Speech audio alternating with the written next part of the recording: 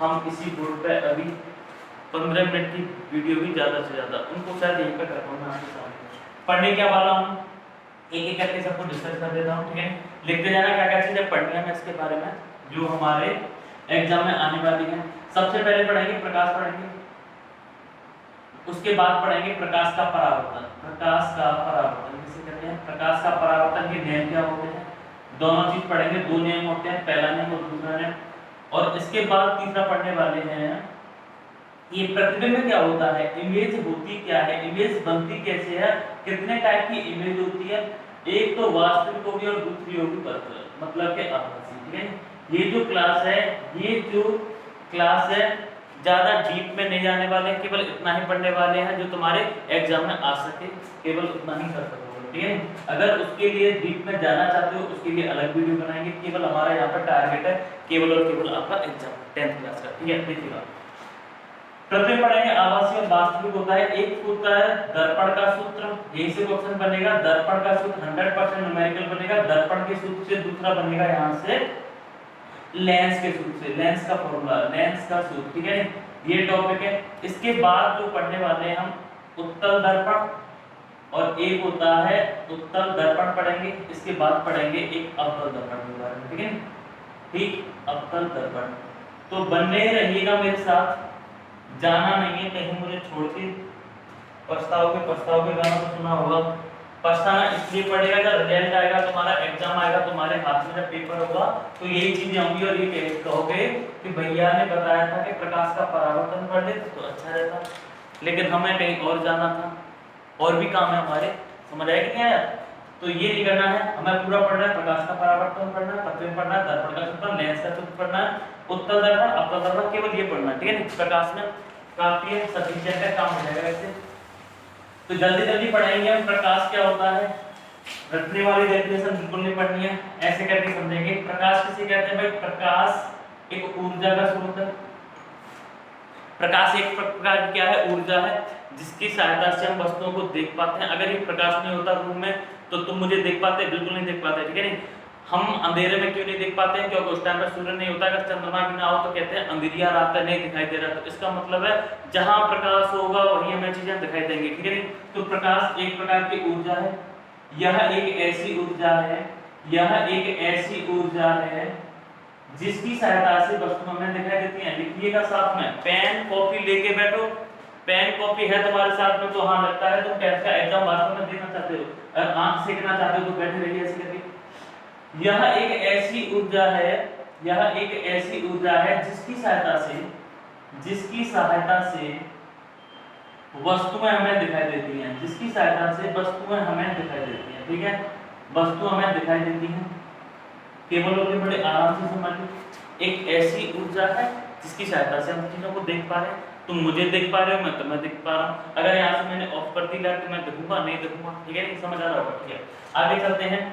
प्रकाश का परावर्तन किसे कहते हैं? प्रकाश का परावर्तन किसे कहते हैं? प्रकाश का परावर्तन मतलब रिफ्लेक्शन ऑफ लाइट किसे कहते हैं? रिफ्लेक्शन ऑफ लाइट, समझिएगा। रिफ्लेक्शन ऑफ लाइट क्या होता है? ये मेरा कोई सरफेस है, इस पे मैंने पॉलिश कर रखी है। पॉलिश मैंने इसलिए की है, अगर ये ट्रांसपेरेंट होता तो यहाँ से सूर्य की किरण आती और ऐसे करके अंदर चली जाती। मुझे अंदर नहीं भेजनी है। कैसे? ये मेरा शीशा है, सूर्य ऐसे करके आया, इससे टकरा के वापस ऐसे करके लौटा। मतलब कि आपतित किरण का किसी पृष्ठ पर टकराकर उसी माध्यम में वापस लौटने की इसी घटना को क्या कहेंगे? प्रकाश का परावर्तन कहेंगे। जैसे एग्जांपल समझिए, ये मेरा नॉर्मल है, मतलब कि इसके 90 डिग्री पे एक प्रकाश की किरण ऐसे करके आई, इससे टकराई और टकरा के ऐसे करके वापस चली गई। समझ आ रही होगी। किसी पृष्ठ पर आपतित किरण का आना, टकराकर वापस उसी माध्यम में वापस लौट जाना क्या कहलाएगा? हमारा प्रकाश का परावर्तन कहलाएगा। लिख सकते हो जल्दी से। किसी चिकनी सतह पर, किसी चिकनी सतह पर आपतित किरण का, आपतित मतलब आने वाली किरण, आपतित किरण का टकराकर वापस उसी माध्यम में लौट जाना, वापस उसी माध्यम में वापस लौट जाना प्रकाश का परावर्तन कहलाती है। प्रकाश का परावर्तन कहलाती है। प्रकाश का परावर्तन कहलाती है। शायद सबको समझ आ गया होगा।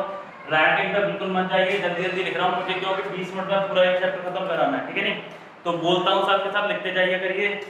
मिटा रहा हूं भाई। किसी चिकनी सतह पर आपतित किरण का टकराकर वापस उसी माध्यम में लौट जाना प्रकाश का परावर्तन कहलाएगा, ठीक है? इसको बोलेंगे आई एंगल, इंसिडेंट एंगल। इसको बोला जाता है रिफ्लेक्टेड एंगल। तो यहाँ से नियम बन के आएंगे दो, बात करने वाले हैं इनकी, ठीक है? ये इंसिडेंट एंगल, ये नॉर्मल है, यहाँ से किरणें आएंगी और ऐसे करके जाएंगी, ठीक है? ये प्रकाश परावर्तन की घटना हुई। अब मैं पढ़ने वाला हूँ परावर्तन के दो नियम होते हैं, दोनों नियम को जानेंगे और दोनों नियम से क्वेश्चन भी बनता है। देखिएगा, इसके दो नियम बना देंगे। यहाँ लिखेंगे प्रथम नियम, यहाँ लिखेंगे हम लोग प्रथम नियम फर्स्ट लॉ, और यहाँ पे लिख देंगे हम सेकंड लॉ, मतलब कि द्वितीय नियम। क्या लिखेंगे हिंदी में? द्वितीय नियम। यहाँ लिखेंगे द्वितीय नियम, ठीक है? अब प्रथम नियम क्या है? बहुत आसान है, बहुत आसान है। देखिएगा, मैंने क्या बताया था, इसी पे बेस्ड है। यहाँ से करके ऐसे करके एंगल आई आ रही थी और एंगल ये इंसिडेंट रे आ रही है और रिफ्लेक्टेड रे यहाँ से क्या हो रहा है? जा रही है, ठीक है? आई एंगल और ये आर एंगल बनेगा, ये एंगल को पहला ऐसे करके याद रखना है, मतलब एंगल आई एंगल आर दोनों एक दूसरे के बराबर होंगे। ये टेंशन नहीं लेनी है कि सर हमारे मास्टर जी ने तो ये बताया था कि इसे द्वितीय में लिखना है, इसे प्रथम में लिखना है।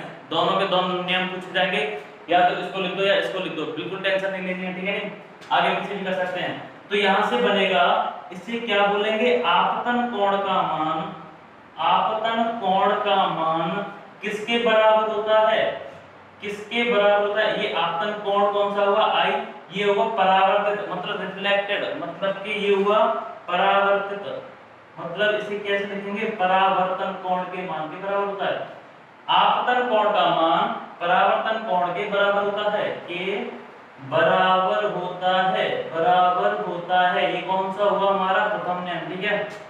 दूसरा समझिएगा, दूसरा नियम ये कहा गया, ये जो आई है आपतित किरण होगी, ये नॉर्मल है, इसे बोलेंगे अभिलंब, परपेंडिकुलर मतलब अभिलंब, और ये क्या है? आर है, आर मतलब परावर्तित किरण। तीनों के तीनों एक ही माध्यम होंगे, मतलब के are lie in same plane. इसका मतलब ऐसे करके लिख सकता हूं, इस नियम के अनुसार आई को क्या बोलेंगे? आपतित किरण। आपतित किरण कहेंगे इसे, आपतित किरण कौमा अभिलंब। दूसरा कौन सा हुआ? कौमा अभिलंब। तीसरा कौन सा हुआ? परावर्तित किरण, परावर्तित किरण। तीनों एक ही तल में होते हैं, तीनों एक ही तल में होते हैं, ठीक है कि नहीं? ये हमारा सेकंड लॉ होगा। आई आर और एन तीनों के तीनों एक ही प्लेन में होंगे, ये हमारा कौन सा हुआ? सेकंड लॉ, ठीक है? खत्म हो गया। लेकिन कोई दिक्कत नहीं है, इसको पहले भी लिख सकते हैं। आपतित किरण अभिलंब परावर्तित तीनों के तीनों एक तरफ होंगे और आई और आर दोनों एक दूसरे क्या होंगे? बराबर होंगे, ठीक है? आगे चले, परावर्तन के नियम भी पढ़िए, प्रकाश भी पढ़ लिया, ठीक? जो इंपॉर्टेंट है पहले उसको कराएंगे हम।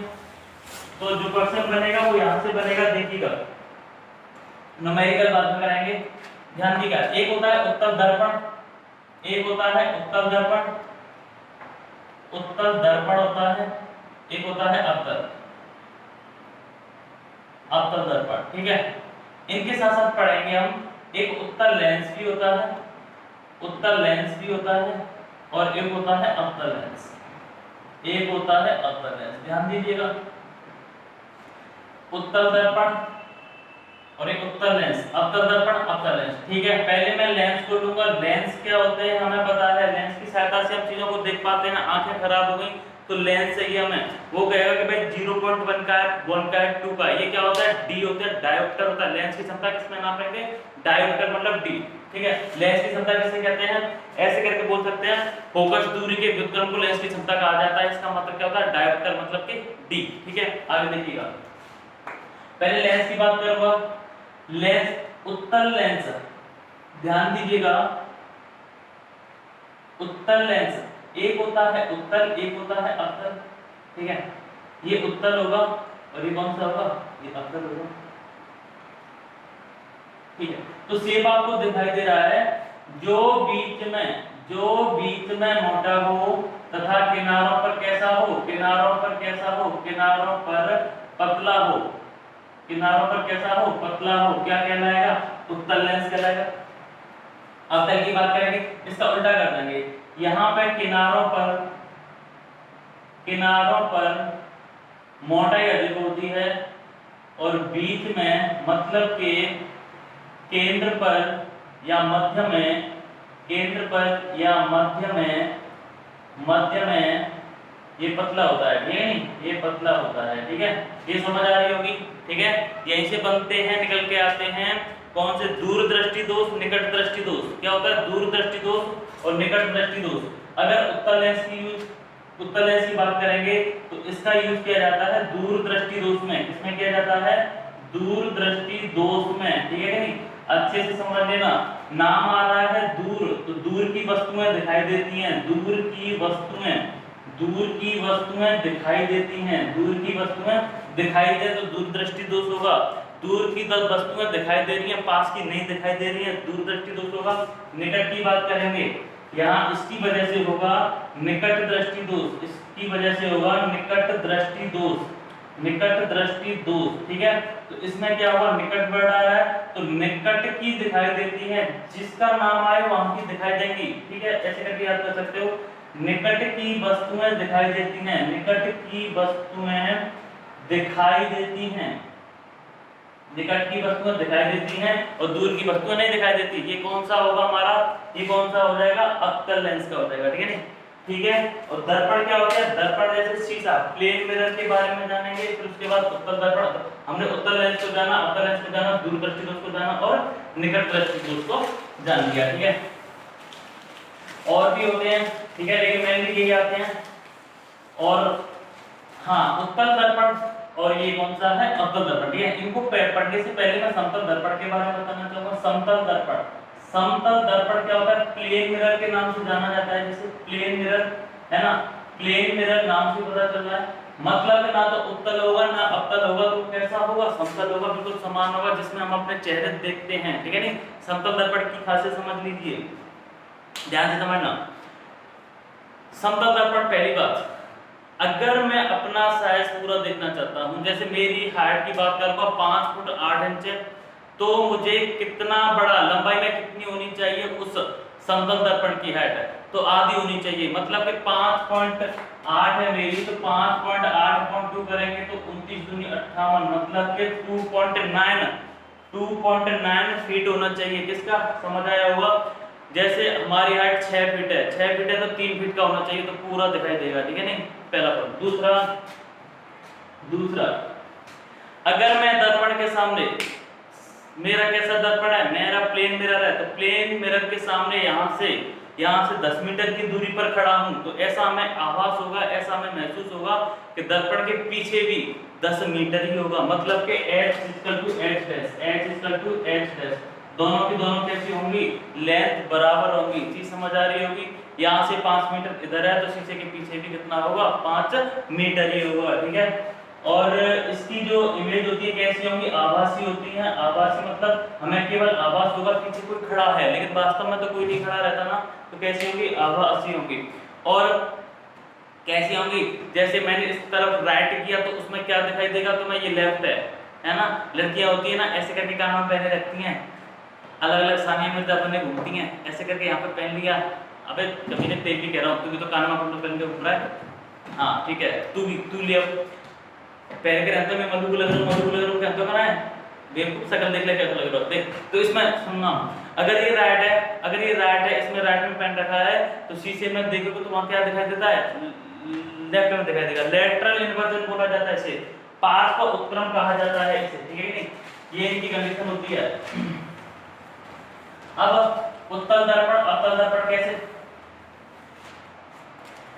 हाँ, जैसे चीजों को बड़ा दिखाई देना चाहिए हमें, चीज छोटी है, जैसे कि हम लेंस का यूज करते हैं कि भाई माइक्रोस्कोप वगैरह हो गए, छोटी छोटी चीजें हमको ऐसे करके लेंस लगा के देखेंगे, है ना, बड़ा करने के लिए।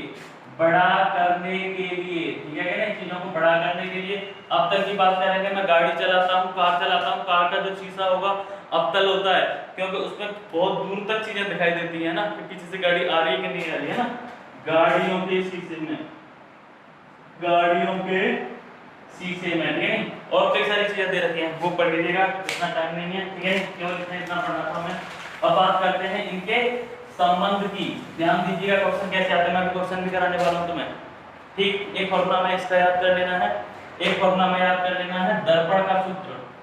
एक होता है दर्पण का सूत्र, अगर बात दर्पण की करेंगे तो अलग होगा, इधर करेंगे बात हम दूसरा कौन सी, लेंस का सूत्र। लेंस के सूत्र की बात करेंगे, लेंस के सूत्र की बात करेंगे तो थोड़ा अंतर है, 1/f=1/v + 1/u अगर कर देंगे तो ये होगा दर्पण का सूत्र, 1/f=1/v - 1/u करेंगे तो ये होगा हमारा लेंस का सूत्र। f की बात करेंगे तो अभी पढ़ेंगे हम, f को भी याद कर लेना है, केवल यहां से फोकस दूरी होता है, f क्या होता है फोकस दूरी। u की बात करेंगे, u क्या होता है वस्तु की दूरी होता है, वस्तु की दूरी होता है, वस्तु की दूरी बताऊंगा कैसे करके। और v क्या होता है, ये होता है प्रतिबिंब जो बन रहा है, क्या प्रतिबिंब की दूरी, इमेज जहां पे बन रही है उसे कहेंगे प्रतिबिंब की दूरी, ठीक है। ये भी यहाँ पे सेम है, ठीक है, नाम थोड़ी ना बदल जाएंगे। या f होता फोकस दूरी तो ये भी क्या होगा फोकस दूरी, u क्या है वस्तु की दूरी तो वहां पे क्या होगा वस्तु की दूरी, v क्या होगा प्रतिबिंब की दूरी, ठीक है, ध्यान से समझिएगा। एक दो क्वेश्चन लेंगे उनको समझ आएंगे सारी चीजें। फॉर्मूले आएगा, दर्पण की बात करेंगे प्लस आएगा और लेंस की बात करेंगे तो यहाँ पे क्या आएगा माइनस आएगा, ठीक है। अभी शायद मैक्सिमम कितना टाइम हुआ है, कितना, अच्छा 15, ठीक है, जल्दी से कराता हूँ। क्वेश्चन देखिएगा, क्वेश्चन देखिए, क्वेश्चन पर ध्यान दीजिए किस तरह का क्वेश्चन आते हैं। सबसे पहला क्वेश्चन है समतल दर्पण की फोकस दूरी। क्वेश्चन पर ध्यान देंगे तो सारी की सारी चीजें क्लियर होती जाएंगी, ठीक है कि नहीं। ध्यान दीजिएगा, ये चीज लगेंगे, इनके अलावा कुछ और नहीं लगेगा, देखिएगा। समतल दर्पण की फोकस दूरी, समतल दर्पण की बोला है, समतल दर्पण अभी बताया था मैंने, समतल दर्पण के बारे में हल्का हल्का बताया। समतल दर्पण की फोकस दूरी पूछा गया है, समतल दर्पण की फोकस दूरी पूछा गया है। तो यहाँ पे ऑप्शन दे रखे हैं 0, दूसरा दे रखा है इनफाइनाइट, तीसरा दे रखा है 25 सेंटीमीटर और चौथा दे रखा है -25 सेंटीमीटर। ध्यान दीजिए, कंफ्यूज नहीं होना। अगर प्लेन मिरर की बात करेगा, प्लेन मिरर, ध्यान दीजिए, अगर मैंने शीशा ऐसे करके आपके सामने रखा, ठीक है कि नहीं, फिर मैंने कहा बेटा इसमें कहां तक दिखाई देता है, तुम कहोगे भैया मेरी शक्ल दिखाई दे रही है। अरे मूर्खो, अपनी शक्ल तो हटाओ, मनुष्य जैसी शक्ल लिए बैठा है, नहीं पहली शक्ल है तेरी तो, ठीक है, ले तू देख ले, इधर देख। हाँ सुनना, अगर मैं इस शीशा को ऐसे करके मोड़ दूं तो मैं कहूंगा अब तो भैया मुझे इसमें चांद तारे दिखाई दे रहे हैं, मुझे दिखाई दे रहा है एरोप्लेन भी जा रहा है, तो उसकी डिस्टेंस कितनी है, अनंत है, जिसका कोई अंत ना हो, अनंत। ऑप्शन इसका कौन सा होगा, अनंत, जिसका कोई अंत ना हो, इतनी दूरी तक देख सकता है कौन, समतल दर्पण में, ठीक है नहीं, इसकी फोकस दूरी है। अभी फोकस दूरी के बारे में जिक्र करूंगा, क्वेश्चन आएगा, ठीक है। दूसरा देखिएगा, समतल दर्पण के सामने एक वस्तु 10 सेंटीमीटर की दूरी पर रखी गई है, 10 सेंटीमीटर पर रख दी है। दर्पण की प्रतिबिंब की दूरी क्या करो भाई, मैंने ये कहा था ये मेरा प्लेन मिरर है, मैं इसके सामने खड़ा हूँ, ये मेरा क्या है प्लेन मिरर, मैं इसके सामने खड़ा हूँ 10 सेंटीमीटर की दूरी पे। अभी तुरंत बताया था ये मैंने, 10 सेंटीमीटर इधर खड़ा हूँ तो उधर कितना लगेगा, मैं कितनी दूरी पर है, सेम डिस्टेंस होती है 10 सेंटीमीटर ही हुआ। ये किसका हुआ, समतल दर्पण के क्वेश्चन है। तीसरा देखिएगा, समतल दर्पण का प्रतिबिंब का आवर्धन, समतल दर्पण के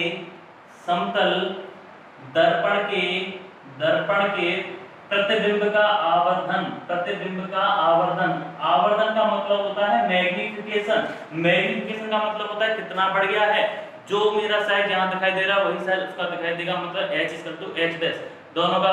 मैंने क्या कहता, मेरी 5 फुट है तो उसमें भी 5 फुट दिखाई देगी, मतलब कि 5/5 करेंगे 1। ऑप्शन दे रखा है इसका 1 से कम, 1 से अधिक, अनंत। एक बेवकूफ, अनंत कैसे हो जाएगा, 1 से अधिक कैसे हो जाएगा, 1 से कम। आंसर आएगा इसका 1, ठीक है, चीज समझ आ रही होगी, ठीक है। आगे चलते हैं, तो छोटे छोटे क्वेश्चन है, आगे चलेंगे भाई, जल्दी जल्दी चलिए।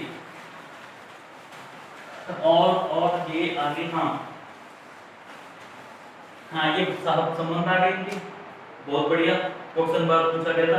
ये पूछा गया है दर्पण की, एक और है दर्पण की याद कर लेना, ये दर्पण की फोकस दूरी f, फोकस दूरी f तथा वक्रता त्रिज्या r के बीच संबंध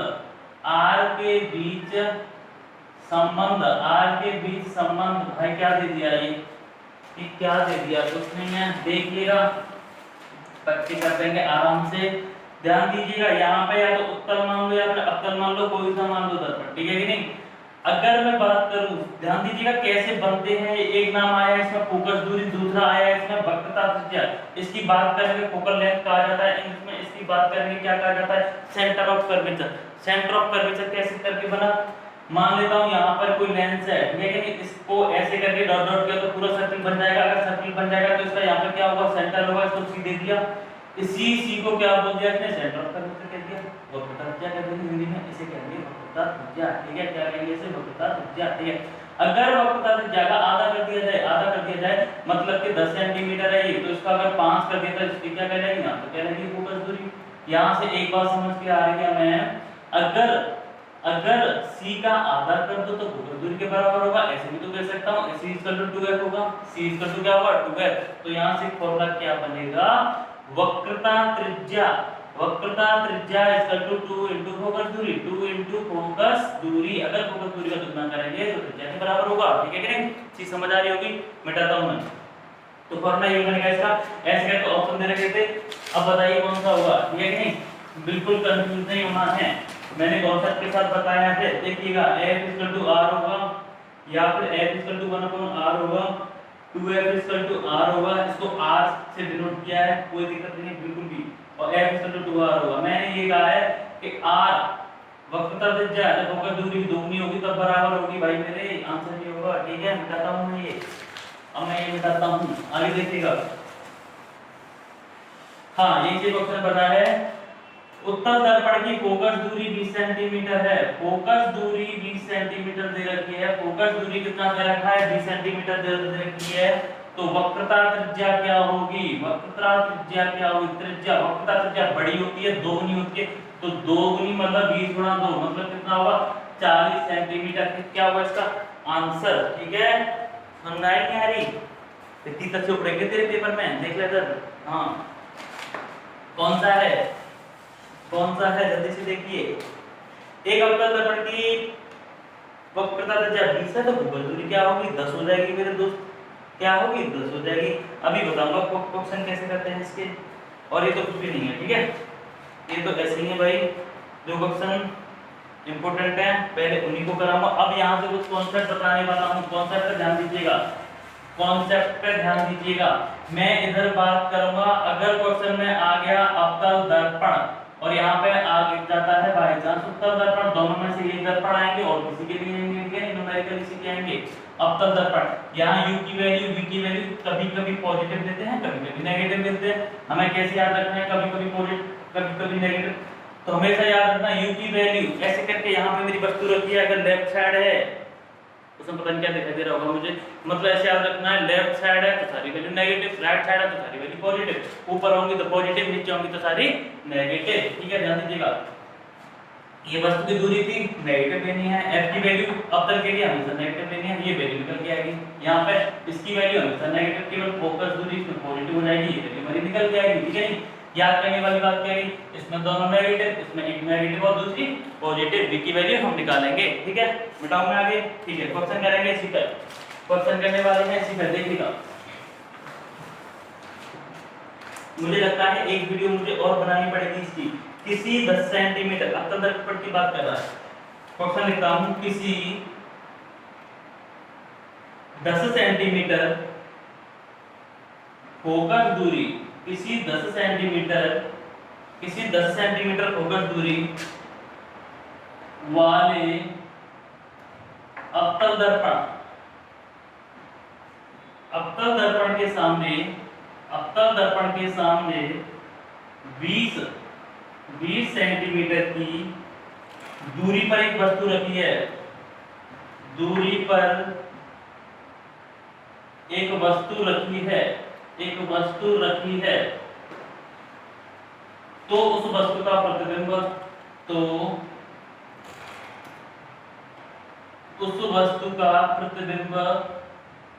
उस वस्तु का प्रतिबिंब कहां